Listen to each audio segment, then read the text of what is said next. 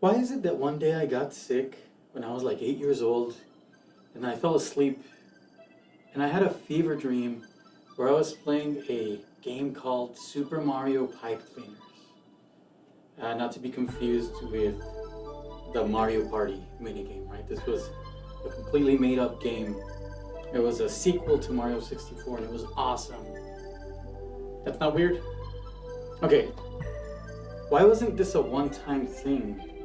Why did I have a dream the other day where I was discovering a new Mario 64 game or new Mario 64 levels? This has been a pervasive theme in my dreams for like the past 20 years. Still not strange? I mean, it never felt strange to me, but the more I think about it recently, I'm starting to wonder why I have such a personal connection with Mario 64. It's like this game is deeply embedded in the inner recesses of my brain. In fact, it's lodged itself so deep in my mind that sometimes I think it's actually the BIOS that loads my operating system that I consider myself or my mind. If I had the skills, I could probably recreate it from memory because it's here. On top of that, aside from all the weird dreams, I have a compulsion, like a biannual compulsion to pass that game and see how fast I pass it. The game itself, hands down my favorite game of all time. And I don't get it. It's simple, it's flawed. There are all sorts of glitches. The gaming isn't that thrilling. On paper, it doesn't hold up, but I don't care because I love it. And I've been known to have some pretty bad taste in things. I'm a diehard Metallica fan, Is that right? Yeah. I eat Lunchables still. I think that they're yummy. Even after they said that there was lead in them, I didn't care, man. I was eating those things like no one's business, and I still do. Probably not very good for me, but I digress. I thought that I was just weird. I thought that, this is just one of my quirks, something that I might have to keep to myself, if I'm meeting somebody, or even if I've already known someone for a long time, I don't know if I want you to be aware of my obsession with this game. Something I might think. But then I started seeing recently that other people have had similar experiences to that. And go as far as to say that these are nightmares. Creepy dream scenarios where a nefarious mustachioed plumber sneaks into their mind and does horrible things to them, even if it is just losing them in a maze.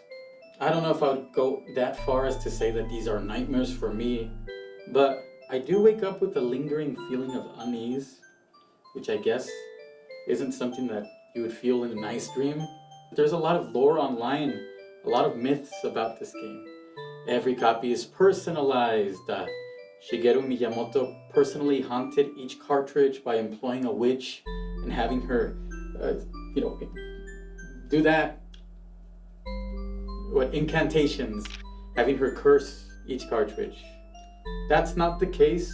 I'm so obsessed with Super Mario that I actually have done my own hacks, so I have seen new levels exist. I've played other hacks, and I can tell you there's no magic there. I don't know how to program. I was simply doing this because I liked the game that much.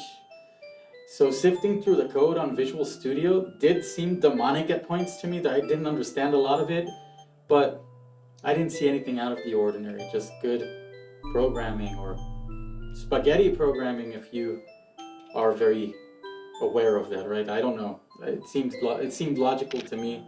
There were no ghosts inside of that code. By the way, if you are interested in my Mario 64 style project, I did make a Chicano themed version. I only made one level. All of the assets, the music, the sounds, the graphics, they were made by me. I was just using the engine. I was going to work on it even more, but then Sora AI kicked in, and all of a sudden I kept seeing Mario 64 in Tijuana, Mario 64 in China, and it kind of discouraged me, but Sora's dead, so maybe, I don't know, if anybody's open to collaborate, or if you just want to check it out, I'm going to leave the link in the description. But anyways, shameless plug aside, I was talking about these shared experiences, this collective Mario 64 dreams. In fact, so collective that even the AI hallucinations render them now. So I have a bit of a hypothesis or a theory, I don't know the best way to frame that. I would love to engage with your thoughts, see what you think about this. But what I'm thinking is this, and to explain it, I'm going to talk about another one of my favorite bands, Iron Maiden. They have a song called Dream of Mirrors, and the chorus is...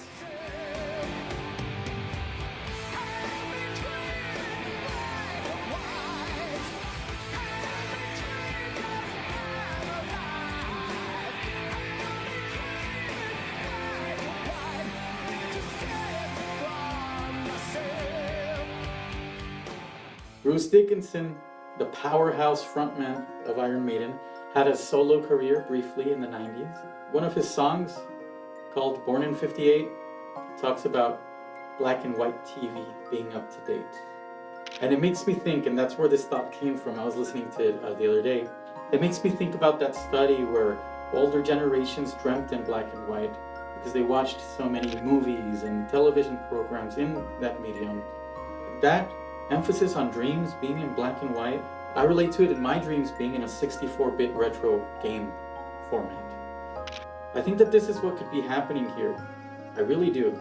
It might have something to do with the early sensory input that we're receiving as kids, the programming. I hate to be a proponent of subliminal messaging as an actual thing that we need to be aware of, because I always stood with John Denver and Dee Snider when they stood up against the censorship that claimed rock and roll was poisoning the minds of the youth. But the minds of the youth do get formed based on their surroundings, based on what they're understanding. But that doesn't mean that we should demonize a style of music, a video game.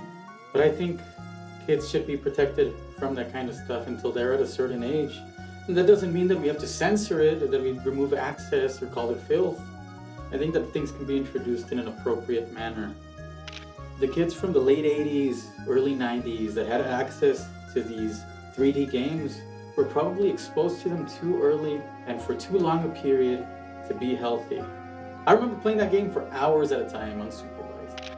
And I think that interacting with that world kind of hijacked the way that my brain would create mental maps if I was walking around, in a real environment, not a simulated one. And that had some weird side effects. The way that dopamine from drugs affects our brains, where it binds to receptors in an inappropriate manner, I think that that's what could have been happening. These mental maps were created at such an early age that they've persisted into adulthood. And these maps, I think they affect our perception and they influence how we interact with the world. So when I think about this compulsion to play Super Mario 64 again, I don't think it's just nostalgia or just because it's a really good game.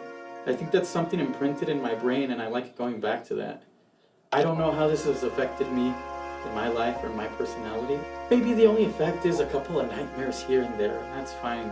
But if there's more to it, if the idea that early exposure to certain types of media has affected the children of the 90s based on the games we played, then this is a very alarming thing. This is something we really have to give great consideration because kids are highly impressionable.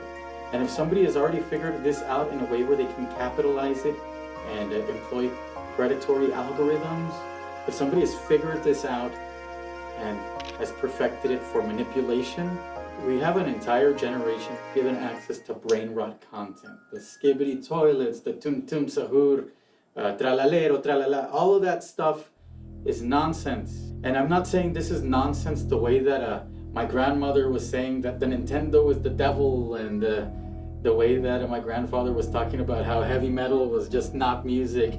I don't think it's this. I think that it's masquerading as this so that people can hear an old man yelling at a cloud and say, dude, it's always been like this.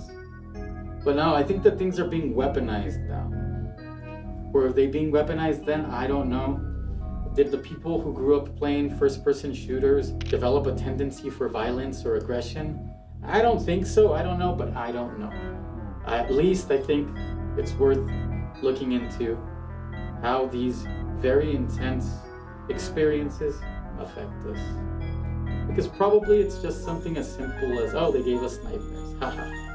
But if there's something more again, something we want to know. Because this could be deliberate manipulation. We need more research. We need more awareness. We need to be more judicious with how we approach these things.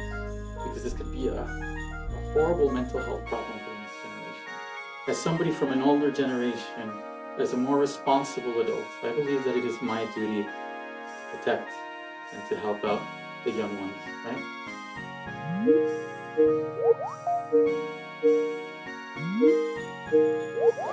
Sorry, could you just share that one more time, please? I lost connection there. Hold on.